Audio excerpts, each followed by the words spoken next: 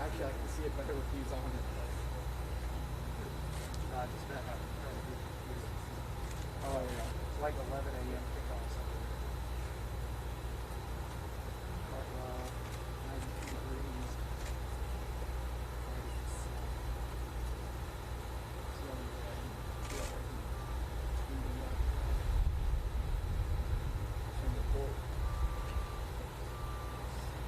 Realize you only have 2 hours and okay, if I need to remember that. Yeah. I'd be on ship. Yeah.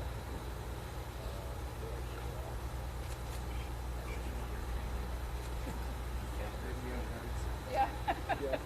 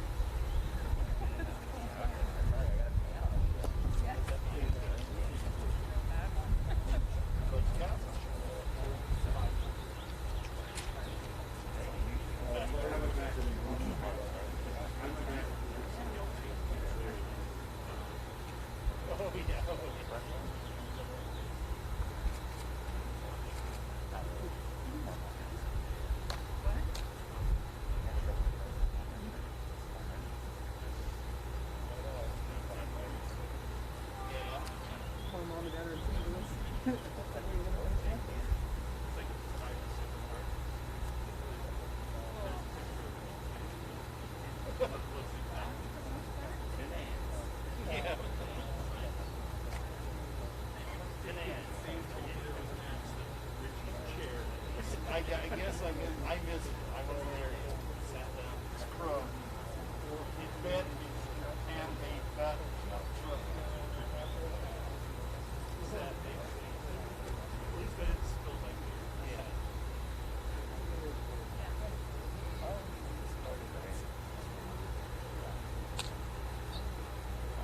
I kind of want that to be that. Oh, I'm being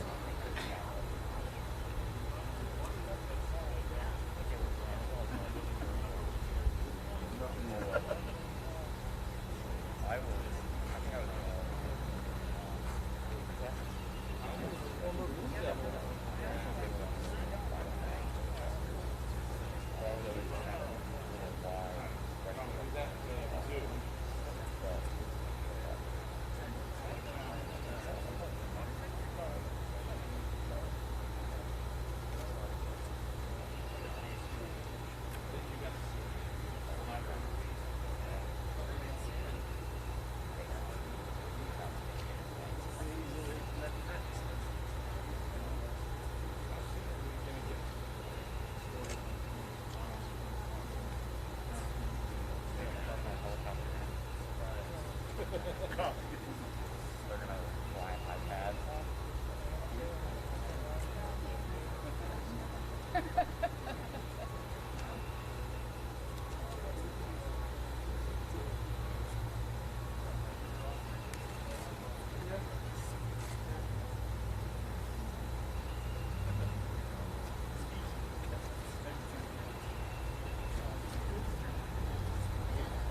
That happens.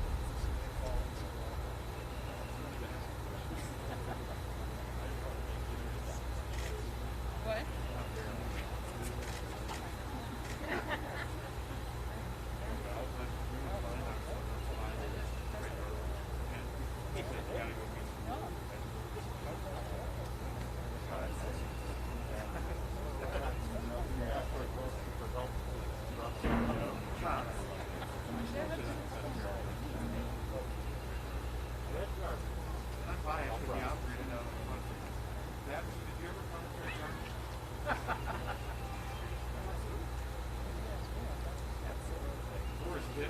That's right, probably.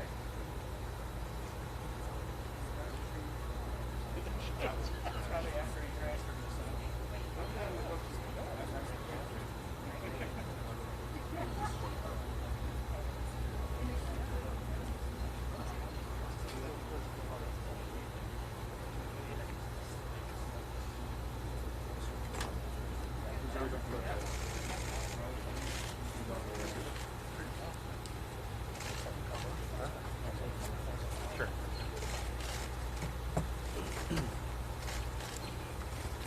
Good afternoon, everyone. Thanks for being here. We appreciate it on short notice.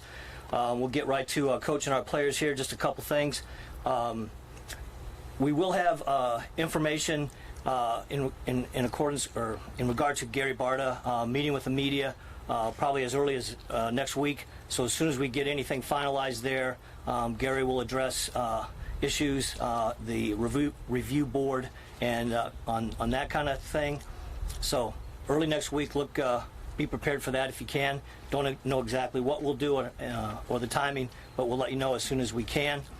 With that, our plan today is to have some comments from Coach Ferentz and then take a few questions, and then we'll introduce each of the players to have a few comments and then take some questions from the players.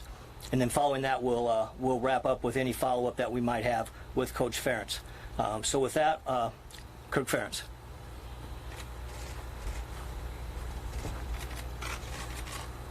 Thanks, Steve. And apologize for the delay. Just start by saying that. Good afternoon. Appreciate everybody being here. I think it's important for all of us to be together as our team wraps up their first week of voluntary workouts. And I'll take a few minutes and give you an update on the program. And then we'll have three players tell you about this week and their hope for the 2020 season. Before that, I want to provide an update on what's happened this past week off the field. As you know, there are serious and troubling comments by many former players about their experience while they're on our team. And it comes at an important time during our nation's history. With what happened to George Floyd and the worldwide reaction to his death, I think it's given all of us a better and deeper understanding of what racism and bias is. And it's already, I think, begun an initiative for real change. As a team and as a program, we have a responsibility and a tremendous opportunity at this moment to lead the change and set a new, higher standard for collegiate football. Spent every day this past week calling and meeting with former players, staff members, and others, and have heard how our program helped many of them achieve their goals, including some reaching the NFL. The coaching style by some was at times demeaning and created unnecessary frustration and anxiety. One byproduct of that is some of our black athletes feeling that they couldn't be themselves in our culture. And to that end, we must be more inclusive and more aware. I've learned that the approach is probably more important than intent. Football is a demanding game, it's hard work. But every coach must approach every encounter with a player as a teaching moment and try to be encouraging and empowering to our players versus just creating accountability. I've learned that you must always keep your eyes focused on improvement, especially when you're winning. And I thought we had a good, healthy team culture. I know we have outstanding guys, really good people on our team, but if you do not constantly or consistently look at every aspect, then you don't have and if you have an environment where players don't feel like they can bring up an issue, that's a problem. I feel like I let those players down by not creating that environment where they did feel comfortable and sharing more about their experiences, bringing that to our attention while they were here. I know our coaches feel the same way, and we're committed to making sure that never happens again. In fact, that change has already begun. We're finalizing the members of our advisory committee, which will be an important opportunity for all of us. The group will be chaired by Mike Daniels, and there will be 10 other former players with a variety of experience, both in coaching, non-coaching, playing, but a wide experience. All will be focused on sharing ideas to gain insight, how to create a better culture moving forward for our players. I've honestly been overwhelmed by the response and the willingness of all these people, plus many others, to help us strengthen our program. And it just shows how much these guys who have worn the Hawkeye jersey truly love the program and are committed to helping make things better. For that, I'm very appreciative. As for our current team, Monday we officially greeted our players for the first time in person. It was great to have them back. We spent Monday in meetings instead of a workout, and the players did most of the talking. It was raw, it was powerful, and productive. Everything was on the table, and it got somewhat heated and somewhat emotional at times, and I think that's good. Tuesday we were scheduled to work out, and we decided again the meeting's probably at the best point. And the day started. Actually, it started the night before. Our Hawkeye championship captains reached out to us as a coaching staff and requested to see us first thing in the morning, so they came to our 8:30 meeting. It's that time where they told us, first of all, they wanted to be here, they wanted to be coached, and they want to start working. We were supposed to start drills that day, as I said. We decided at that point, again, as a coaching staff, the most important thing we could do is meet again, follow up on Monday's meetings, and then try to move forward. And there were more hard conversations. Wednesday, we started workouts for the first time.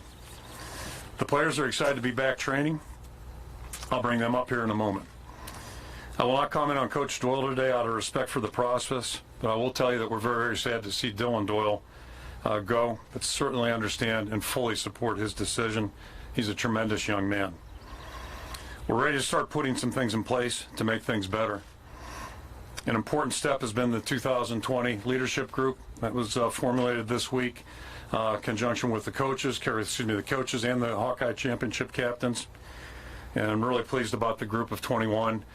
And I think if you notice, it includes some second and third year guys, some younger guys, for a little better cross section of voices. I'll finish with this. I was talking to one of our new players this week. In fact, it was on Wednesday, I guess. Told him it was certainly a tough time for him to join the program coming in. And I was really encouraged by his response. He said, Coach, I'm excited to be here. And he says, we have a chance to set the bar for college football. So really happy about him. I agree he's right. And that is our goal, has been our goal, will be our goal today, tomorrow, and moving forward. With that, I'll go ahead and throw it out for questions. Kirk, you said change has already begun. Can you put any concrete things you're doing right now as a result of all this, besides the advisory committee?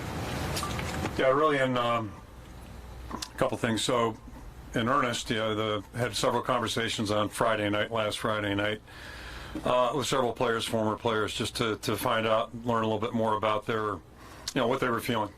And so really the impact of what they said, I think, really began that change, if you will. And the bottom line is it's continued all week long. That's really where it became very apparent to me that we've missed an opportunity not having an advisory board of former players, because it became very apparent they were more free to talk and really share things. And so that's one step right there, but I think the most important steps are when our team came back. And that Monday meeting is about as emotional and powerful a meeting as I've ever seen. So that was the beginning. I think, but the key thing is that we have tremendous people in our program. I've felt great about our players, feel great about our coaches, and I'm convinced we all want to do the right thing. So it's all about learning more and trying to move forward, and that's where our intent is. And I think we've made great progress this week. Obviously, it's only a start. And all the members of your coaching staff stand in front of your team and credibly lead it. I lost a little bit more. I'm sorry. Can all members of your coaching staff stand in front of your team and have your team lead it? Will your team listen to everybody in your coach? Currently? Yes. I believe so. Yeah, I believe so. That's part of my responsibility. Many of your coaches were called out on social media, and some of them have not been suspended for certain allegations. How are you treating those? How much discussion is there? And are they going to be permanent members of your staff, or is that ongoing as part of the investigation? Well, yeah, the outside group will be a supplemental resource certainly to the process, but that's part of my daily routine. But certainly Friday night, my awareness was heightened by some things. So, part of my job is to evaluate what we need to be doing on a daily basis, and I just made the decision last Saturday that I didn't feel like Chris could adequately, it wasn't fair to put him in the weight room, fair to players, fair to him. It just wasn't a workable environment. And that's a decision I'll continue to make daily. But, you weigh and measure things, and ultimately, and it kind of goes back to the last question, we need to make sure all of us can walk in the building and our players have confidence in us and feel like they can, function forward. What do you know now that you didn't know a week ago, and why didn't you know a week ago? Yeah, first of all, we probably don't have time to discuss everything, but the obvious question to me, the biggest question to me is, why the blind spot? And I think every person has a blind spot. I'm sure every leader has a blind spot. So, what things didn't I miss? And it kind of ties into some things we've talked about. The former players were very, forthcoming. They were very direct, and just pointed out some things that, perhaps gave me a new awareness. And I think Monday's meeting, Tuesday's meeting, followed up with that light. So, the key here is to try to create an environment where everybody feels free to talk and say their mind and know that it's going to be weighed and valued and measured. So that's a first step, I think, and part of that process is just learning better what questions to ask and where to go. Take full advantage of the resources available, and that's really what led me to the advisory committee, that concept. One more question for Coach before we go to the players. Kirk, did you apologize to your former players? Do you feel like the blame is on you in the situation? I don't know that I apologize, and I think they know how I feel. I don't want to speak for any of them, I can assure you. But a couple thoughts on that. Anybody that leaves here with a bad experience or anybody that leaves here without a degree, that's a failure for our program. Those are program goals. That and hoping everybody can be the best football player they can be. Those are the three things that count as we look at it, our goals and our missions. So, yeah, obviously, anybody that didn't have a great experience, and we all understand our players, that came loud and clear from them. They want to be coached, and they know football's a tough game. It's demanding, all right? It's a demanding game. It's a game of measurements at times because, if it's 4th and 1, you either make it or you don't. You either stop them or you don't, and we either win or we lose. So those are the realities of it. But it's a lot more complex than that. There's so much gray area, and there's so many things, and a big part of that is knowing who you're speaking for, and knowing that you're responsible for your words and actions at all times, and that's a tough thing for any coach, all right? So, and we've all said things. At least I'll speak for myself. We've done things and said things that maybe, geez, I wish I hadn't done that. And when that happens, you have to recognize it and then address it, and acknowledge it, own it, and then you got to try to work to improve it. And I think that's key in anything you do in life. Certainly it is in what we do. It's so intimate, and it is challenging. But the bottom line, and going back to the part of your question, I'm responsible for anything that happens here. That's my accountability. That's my responsibility. I'm the head coach. So anything that happens is a failure. That's on my desk. That's my issue to deal with, and I can't do anything about what's happened. What I can do is try to do a better job moving forward. And I stand here, very proud of all the many things that have been taken place, many accomplishments by our teams, by individuals, and but the focus is always on what do we need to do better to make it a better experience for our players. All right. Thank you, Coach. Thank you. We'll start with some opening comments from Kavon Merriweather.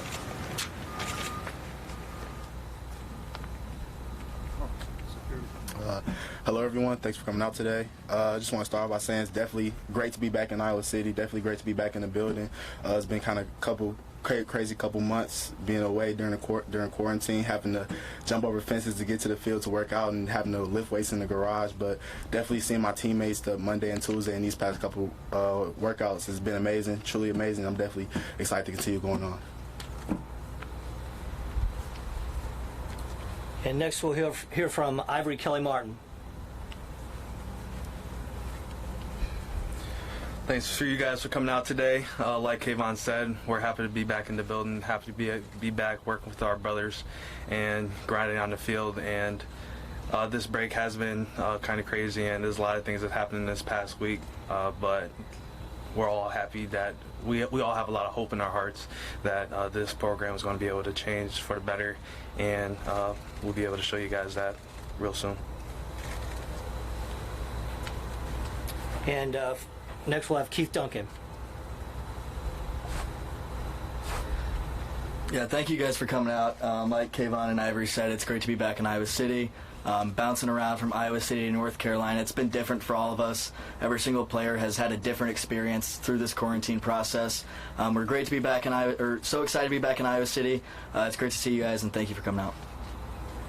So we'll take questions for any of the players and have them step up and answer some questions. So if you have a question, address it to one of the players, and we'll go for it. We'll keep moving. Kavon, question. You put out a pretty powerful statement. Can you talk about your thoughts and why you put that out the way you did? Yes, I just wanted to. Actually, the statement was really for our Iowa fans, the community, the Iowa community, just to let y'all know that our team, we are together as one. We are together as one, and we expect our fans to be there with us every step of the way. We want y'all to support any decision that this team has made.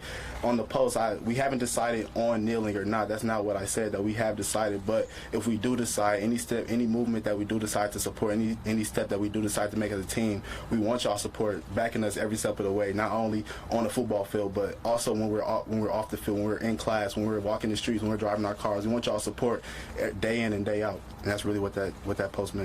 How did you feel about the reaction you got to that? Honestly, I expected to get a little bit of backlash, but the support from the Iowa fans was truly amazing. I had more positive comments than I had negative, and that really showed that the amount of support that this team has from the Iowa fans, from the Iowa community. Do you feel a sense of responsibility because a lot of people did, retweet you and discuss it, and they don't really know who you are? Do you feel that you're somewhat of a leader now for this team? No, I don't see myself as that. That post was really pretty much just how I felt personally, and then all my teammates definitely stood behind that. But as a voice as a team, as a voice for the team, I really don't see myself as that. How important is it for you to be able to be on Twitter now and express yourself that way? It feels pretty good just having another outlet that I can express myself and be able to share how I feel on another social media site. That definitely feels pretty good. Kavon, what were the emotions like at that meeting on Monday? Like Coach Ferentz said, everything was raw, everything was powerful, and everybody got what they wanted off their chest. And it was definitely a really strong step forward for the program, and definitely a strong step forward for this team. Do you feel this can make this a stronger football team? Everything that you guys are going through? Definitely, and we've seen it from Monday all the way up until now. This last workout, we've made steps. I feel like I'm closer to every single person on the team, and I feel like every single person on the team feel like they're close to one another. So this is definitely probably one of the strongest things that's probably happened in this program. Thank you. Further questions for other guys? Kelly. Keith. Kelly. Let's go with Keith first. Keith, you're the most veteran of these guys. Do you see things differently from what happened Monday to this week? Yeah, 100%. I've been here for 4 years, and I've seen change every single year. That's due to different coaches coming in, different players coming in. But, it's on us as players to really make the change. We have power. The players have the power. But we also love to voice our opinions. This isn't a one-sided thing. We voiced our opinions on Monday, and so did the coaches. It was a great opportunity to be just candid and get things off of our chests. It was a really great experience. It was a really good experience. Yeah, I tweeted finally. I'm sorry, I'm super annoying on Twitter already, but I said Iowa football got better today, and I really truly believe that. It was a great opportunity for everyone to speak their minds, and now that we've got that, we got it at the core. It's time to move forward. You enjoy Twitter. Don't you? Unfortunately, I do. Yeah. No, it's been fun. It's been fun so far. It's fun to interact with other people that we don't see every day. It's great to have our personalities out there. Social media. It's a strange world, but it's a lot of fun. Keith, what do you think the biggest things that need to change are? It's some of the things that we voiced our opinions on Monday. I would take complete blame for all this. As players, it's the majority of the people in the building are the players. So I would say we need to speak up more. If we see something, I would never put all the blame on Coach Ferentz. He is not able to see all these things. We see everything. It's as us as leaders, as captains, to speak up on what we see, what can improve, and that happened Monday. So I'm excited to see the change.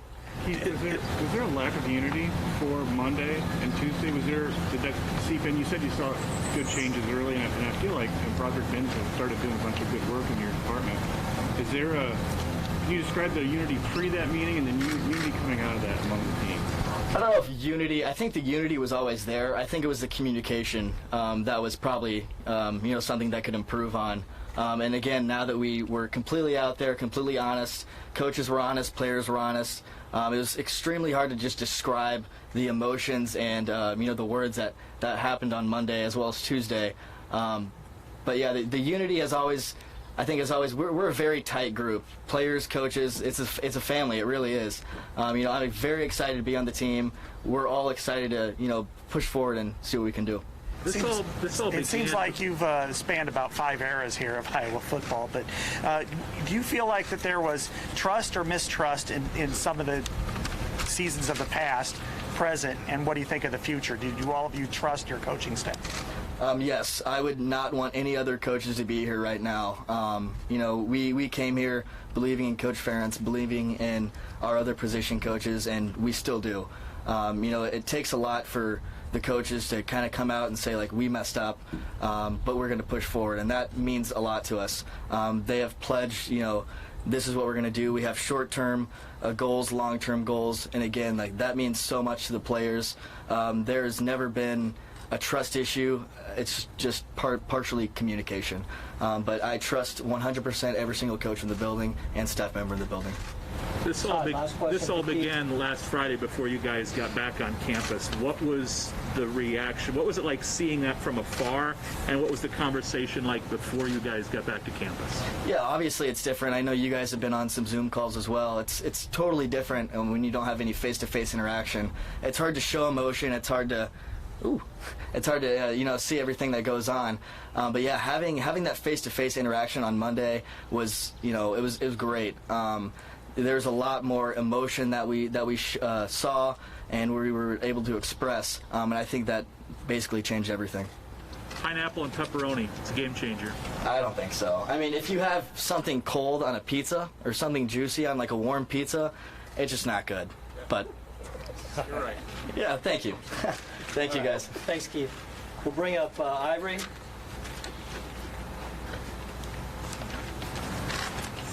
Ivory, some of your teammates have brought up, former teammates, kind of walking around on eggshells in the building. Did you feel that, and does it feel different today?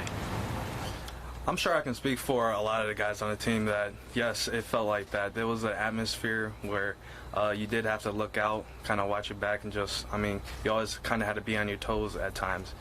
But throughout this week, there have been so many conversations that's been made. There's been so many talking about change, and we're all hopeful that this is actually going to happen. And these last couple of days in the weight room and outside on the field, we can all tell that there's a clear difference between how it is now and how it was then. And we're all excited about what we have to come. We're all excited to be able to really bond with each other and be able to really build relationships, not only with like our other teammates, but also with our coaches and our fans. And I'm really hopeful that we'll be able to create something big this year. Ivory, it can be easy for short-term adrenaline, following emotions. What you guys talked about, heated discussion.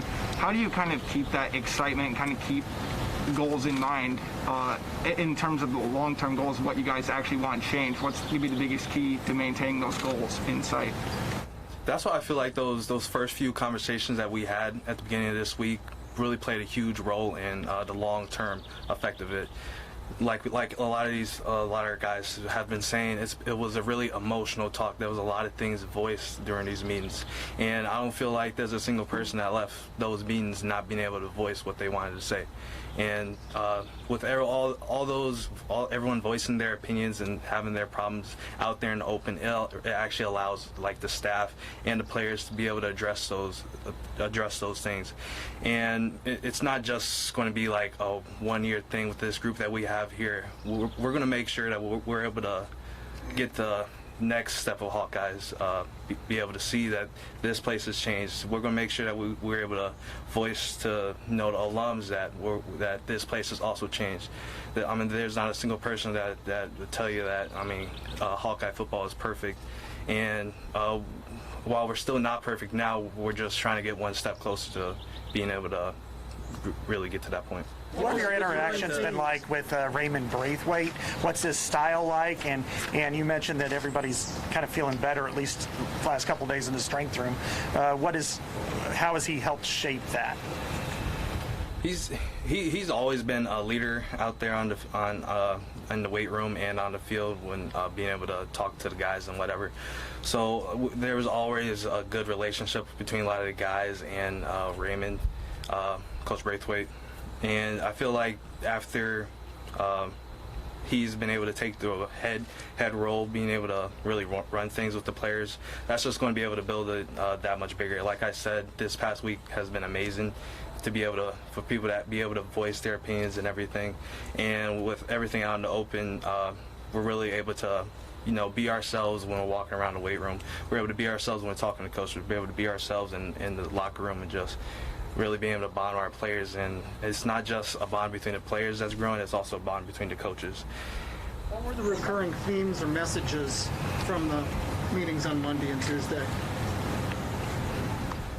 I feel like the biggest message that it really came clear to everybody that the piece of communication was not there. There were like, as a lot of the guys said, we're one as a team out here on the field. We've all done the work. We've all will bust our butts out here running game simulators together in 100-degree weather.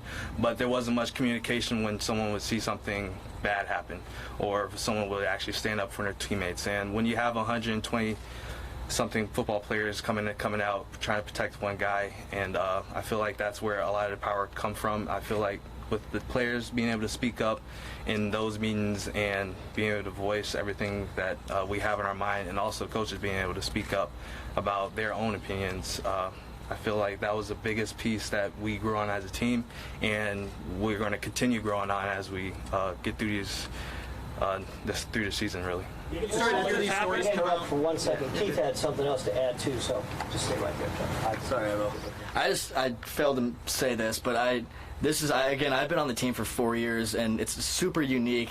I think this is the most connected we've ever been as a team right now, and we haven't even been on the field together, right? We've only been in the facility for a week, and there has been a change of energy and a change of just connectivity. So I think that is a great, positive, coming out of this. Again, just the most connected team I've ever been on right now, and I think that's speaks a lot to what we're doing. Sorry to kind of. No, you're good. You're good. Corey, do you have a question? Yeah. Did you feel that before this time you were not allowed, or the culture didn't allow you to speak up when you saw racial injustice or something happening, where now you feel like you can do that? Yes, I mean, like I said before, there was this feeling where you have to walk on eggshells, where you really couldn't, be yourself, or when you heard something, you wasn't able to really say it because maybe you would get attacked too at times. Personally, I don't really have any personal experience that I would like to voice out to everyone here. I feel like as a player, that's something that can be done internally, but there's definitely a whole entire morale change. There's a whole entire change to how it was then and how it is now. You started to hear your former teammates sharing some of these stories that they had gone public with some of those events. Was it a sense of relief for you that maybe a wall had been broken down and now you guys were going to be able to address this? Honestly, for me, my heart was full of hope at that moment, because without facing change, nothing can be changed. Not everything that you face can be changed, but nothing you face will be changed. And with the players being able to speak up for us, I mean, that just opened up a huge window for, I mean, everything to be able to happen. And now it's our part as players to be able to voice our opinions internally, so we can make a change internally, and hopefully that continues to grow as all the players continue to go on to whatever else they have to do in their lives, and being able to really just be one as a unit here now and then expand. Do you feel the whole nation is watching, and that you guys have a chance to show how you can change and how the rest of the country can change? I've had a lot of conversations, and I've heard a lot, and that's where I've gotten my most research from, is having conversations with people. And I feel as a lot of things I've heard from conversations is, I mean, directly connected to things that's going on in this world right now. I feel like not only does Iowa football have a change of mindset, I feel like a lot of people in this world have a change of mindset. So to your question, yes, I feel like that there is a huge connection to what's going on here and in the world. Just one or two more for players. Anything else? Ivory, you're a fourth-year guy here, redshirt last year. Some guys might weigh the option of going somewhere else to finish up. What has kept you here now? Now more than ever, I know that my place is here. I feel like I have a huge role to play on this team, and as a leadership role and just as a player role.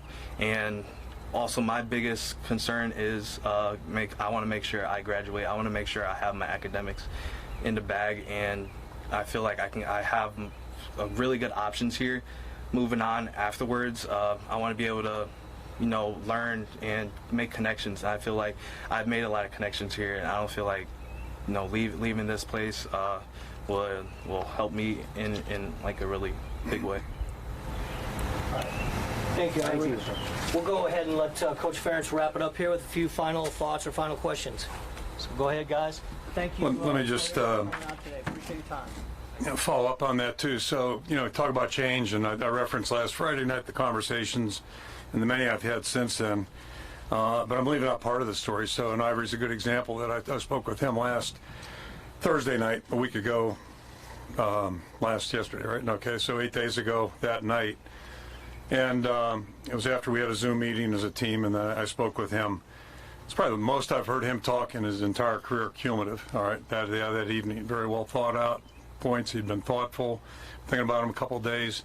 And so my point is that, really the discussions really began in earnest a week ago Monday, in light of all the national events that were coming to surface. And that really sparked some good, candid conversation with our players and staff Monday night, Tuesday morning. But it's not quite the same as being in person. And I think that's the impact of this past Monday. And just one other quick reference. So the tweeting came up, and that's probably a really good illustration for this whole thing. And what it kind of boils down to, first of all, it's no big deal, right? Our players can Instagram. I've been educated. I couldn't do either one of them, but I've been educated. They're the same thing. So it was a stupid policy from that standpoint, but it was designed intent to help protect our players, all right? That's a parental instinct, coach's instinct. You want to protect your players, but, certain things just tell you, they show you that, you need to embody players to have more freedom, more movement, more expression. And really the issue is, do you trust them? All right. So, and the pandemic's a great example. The one thing I knew a couple weeks ago, whenever we got back in the building, the thing we could control the best is the environment in the building in terms of a safety, standpoint. The medical experts telling us how to do things, how to proceed, following through all those kinds of things. And my thought a month ago was the most dangerous part's going to be when they walk out of the building every day. What's going to happen? What are the possibilities? But that's really the reality of life every day. So, one thing that's come across to me loud and clear. We trust these players. All right, this is an outstanding group, and we've got a group of new players, young players, first-year players, join us on Monday. That's another tier, and we've got a lot of education to do. But especially after this week, we've got a team that deserves to be trusted and deserves a little bit more latitude. And the Twitter one's a dumb one anyway, because it's the same thing as Instagram. But it's an illustration, and I'll take it a step further. I think our program goals, our foundations, our pillars in 1999 were stable, they were solid, and they continue to be a big part of our program. As all of you know, we've gone through phases. We've had times where, things trended down, whether it's off the field, on the field, etc. And we've given great attention. But I'll go back to the point I made earlier. Walked off that field the last game in December feeling pretty good, not only about our performance, but more so about the group of guys we had, and I continue to. And I felt good when we left here on March 13th. But, in some ways it's good all this has happened because awareness has been heightened, probably for all Americans, as was just referenced, especially a couple weeks ago. And, you have to look at things through a new lens, and that's been part of this process. And, we've talked, we've listened, we'll continue to do that. There's been good dialogue. But the bottom line is action. The bottom line is what are we going to do to move forward? And that's our commitment. And my commitment's always been to be what's best for our program, what's best for our players, want to do it in a respectful and honorable way to all of our former players and all the people that follow our program. All right, but it starts with the guys in the room, and that's most important. How difficult has this been for you personally? I mean, to have these accusations thrown by people you love and love you, and to hear that and hear over and over and over again? Quite frankly, I haven't paid much attention to accusations. I really haven't, But people that have concerns, and people that I've got a lot of respect for when they have concerns, when they try to tell me that there are things I can do better, that's important and powerful to me. It's really important and powerful. Accusations or any reports, I haven't looked at anything or I think I've looked at one article. I'll make sure I'm fully honest, since last Saturday, okay? But what I'm concerned about is what we can do to fix things, what we can do to have a better experience for our players. Just ask Kaevon about the statement he put out on Twitter and the reaction it got. Yep. I'm not saying that most fans feel this way, but many have made it clear in public forums that if the players kneel before, during the national anthem, whatever, they're done with them. Yep. If the players tell you, and I know you don't like dealing in hypotheticals, sure. I don't blame you, yep. But if it came to that where the players said... It's not a hypothetical, it's going to happen. Yeah, so go ahead. Okay, well, if the players say we want this to happen and you go along with it, what do you tell the public? Well, we'll cross that bridge when we get to it. The thing I'm confident of is it's got to be a topic we discuss. It's not timely right now, but it's got to be a topic we discuss. I think we all realize it's a very polarizing issue right now, and I'm very confident there are ways to do things, ways to recognize individuals, movements, whatever it may be, causes, in a way that hopefully is not polarizing, but yet powerful. That would be my goal. And I know when I walk in that room with those 21 leadership group members, I know we're walking in with reasonable people, and we'll have good communication, but I think the end goal, and Kavon said that, we'll be together. We're going to be together. That's my number one requisite for everything we do. Kirk, do you believe that whatever you guys decide with the national anthem, that the team will be unified by that? That's my goal. Yep, that's my goal. The Monday meeting that you said was very emotional, very powerful. Was there a moment there where you thought, gosh, this thing could just go completely Absolutely. Sideways? And how did you get it back together? So I'll share one quick story with you. So 2001, okay, we had a punt blocked at the end of the, I think it was right at the end of the half against Michigan, right? Had a chance to beat them. They weren't ready to go. We were. Had a chance to beat them. So we lost a tough game. I can't remember how many points, but it was a less than one score game. So we're sitting at, just so happens my mentor is there for the game. We're sitting at the counter in my kitchen, whatever, a couple hours later. And he finally looked at me and says, have you thought about what you're going to say tomorrow? Well, no, I haven't really, not yet. And his message was, he started thinking, he says, because you could lose these guys tomorrow. So, thanks, right? But he was exactly right. And but I'll go back to what I said earlier. There's responsibility when you coach, and everything we do is consequential. Everything we do, everything we say, act, etc., is consequential. So whether it was 2001 at that particular moment or right now, this is a very critical time for us. It's a critical time for our country right now. Anybody that's got a team or an organization, whatever. So if everybody's not looking through a little different lens and given clear thought, then that's an issue. Again, I'm not worried about the rest of the country. I can't help there, but I'm worried about this building, people in here. What can we do to help? Again, I'm really pleased. So many outside former players want to help, and we picked 11 guys. I mean, it could have been 111. I'm so appreciative. But it's all going to be about our follow through. That's what it's going to be about, and how can we improve. And one of the critical areas that's come up here is, again, why can a player who's on our team right now not feel comfortable in saying something to me, or find a vehicle to say something to me? And to that end, a couple of things came up from the task force report last year that I heard. All right, we allowed them to wear hats, earrings, all that stuff. But what I've learned here is there's a lot more to it, and that's what we've got to dig deeper, listen better, and then act on things that count, act on things that are important to our players. And they've earned our trust, and they know they've got to keep it. That's their job, Twitter or whatever. But we got great kids. Kirk, do you think you were too controlling in the past? I'm sorry? Too controlling in the past of their behavior? I would answer by saying this. That's what I was trying to reference. What we needed to do in 1999, or pick a couple other times after the 2012 season. That was more geared football-wise, right, or whatever. But every year is different. Every year is different. Every team's different. Where's the program at? And we're not trying to transform a 1-10 team right into a good team, a team that can play winning football. Because that is our ultimate goal. It's one of the three things we're trying to do. So we're trying to do that. But this ain't the 99 team. With all due respect, we had great guys on that team too, right? But we just we're trying to get somewhere. And that 1-10 season was a year of progress. That helped us get to the Big Ten championship in 2002. All right, a lot of people trying to help us build this thing. So it's all about assessing where we're at right now, and where can we give more leeway, more trust.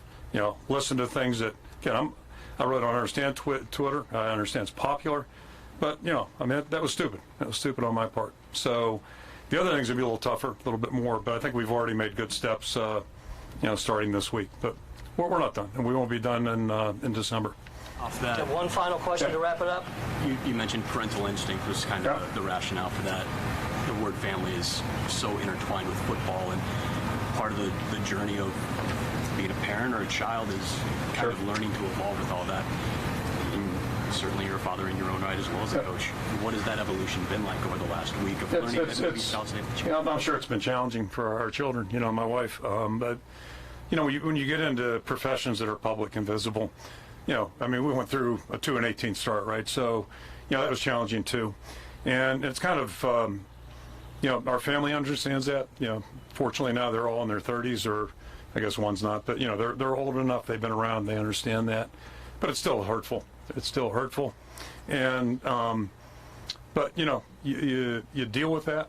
And the important thing really is, what can we do to make things better? And also the other important thing is, if there's been missteps, nothing's been intentional. I feel very proud of the things we've done over 21 years and the accomplishments we've had. And the goal is to be 100%. You're probably never going to get there, but that's the intention, and that's got to be our goal. So, that's the world I operate in, and that's the lens I've got. But there's always room to improve. There's always room to expand, and that's one thing that's happened here these last, certainly the last couple of weeks. I think we've gotten a better window to what we can fix now. Yep. Thank you. Okay. Kirk, Yes. you said you had 11 guys that you picked out. Do you know which? Can you share with us which 11 guys are going to be on the committee? We'll get that out as soon as we can. What we've done, they've all agreed, and what we've done is try to give them a little sense of direction for next week. And then we've also asked them, is it okay to share publicly? Because I don't want to make that assumption. But I think some of them have already come in. I'm sure they're all going to, be happy to be honored that way. But I just can't say enough about. And I'll just leave it there. I don't want to give up anybody, but the guys want to help. Everybody wants to help. We all have the same idea. Are all those 11 guys former players? I'm going to think before I speak, but I'm pretty sure. Yeah, going back, not just the last 20 years. We've got a mix in there, and I think that's important. And it was really hard to figure out, what the mix is, and there's been a lot going on besides that too. So, yeah. Dalil he was one of the people who was doing a lot of the tweeting about stuff. And he came to Iowa City. He wants to help. Is that maybe the message everyone takes away from this? A guy who kind of saw it and now wants to help. Absolutely. And most of my conversations have been by phone. Some have been in face-to-face, 6 feet apart, but face-to-face.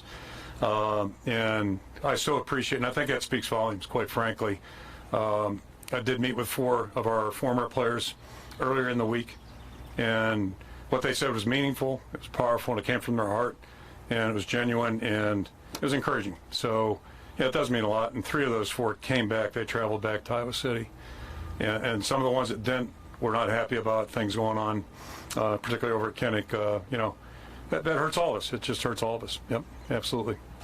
All right. Thank you for being here. Thanks, Thank you. everyone. Appreciate you coming out today.